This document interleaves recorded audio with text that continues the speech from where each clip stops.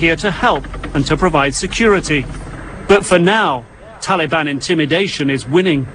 The villagers haven't said really anything to point it out. You know, they still live in a lot of fear. For these troops, what happens in Pakistan could not be more important. The success of their mission and their lives depend on it. And to make matters worse, Osama bin Laden is still on the loose. Why $25 million isn't enough to capture the world's most wanted man. When we return.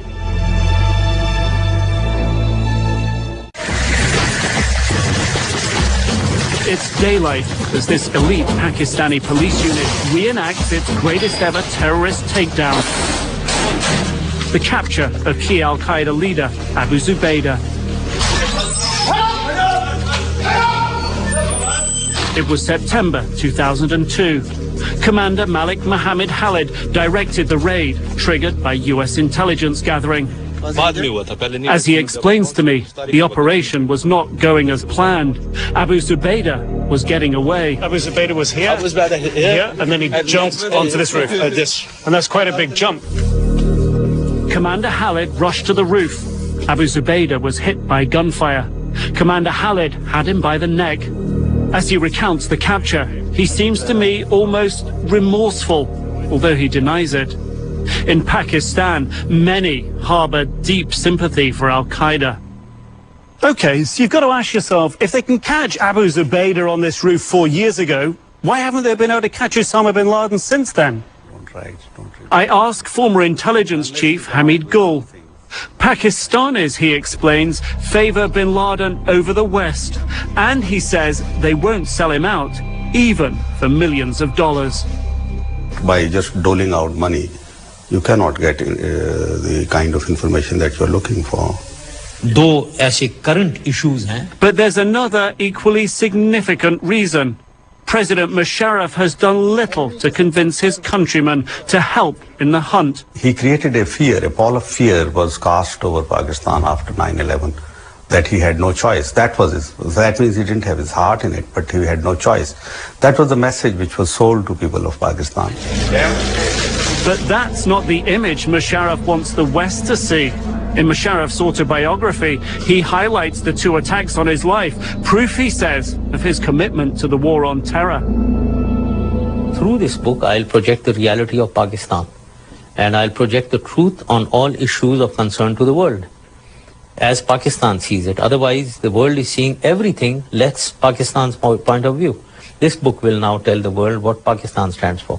Musharraf's top officials heap scorn on suggestions they are falling short in helping the United States. When we hear this expression very repeatedly, that Pakistan is not doing enough, it is very, very painful. I mean, it hurts us. And then look at the casualties that you've suffered. Glasgow is also just beside. But Maulana Ghazi tells me something very different. How easy it is for a wanted man to move freely in Pakistan. Permanent.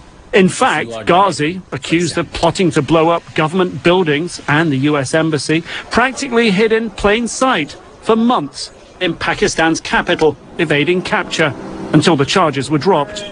There was a time in 2004 when the whole army was after me. They were searching me, and I was living in Islamabad. They were searching everywhere in Pakistan, and I was living in one small house in Islamabad, and I lost all contacts, my mobile, everything. I have one man who was going and taking my messages. I released my cassette.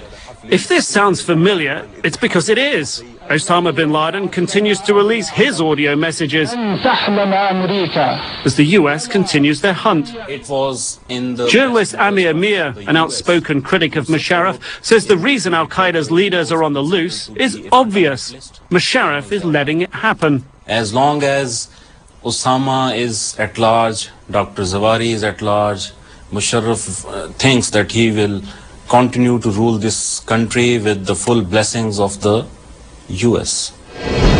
So I head back to the Afghan-Pakistan border to ask the general in charge about the hunt for bin Laden. Do you think if Osama bin Laden were here today, the people around here would tell you? I would hope so, certainly. I'm less than convinced. I know, and the general knows, the tribes here are independent, devoutly religious, and natural allies of bin Laden. And any, quote, self-policing of the border is a failure. Pakistan would much rather have these troops on the other side of the country, ready to fight arch-enemy, India. When I talked with Governor Orakzai, I realized just how deeply that is felt. Orakzai was the General Musharraf sent to the border to catch bin Laden as he fled the infamous Battle of Tora Bora.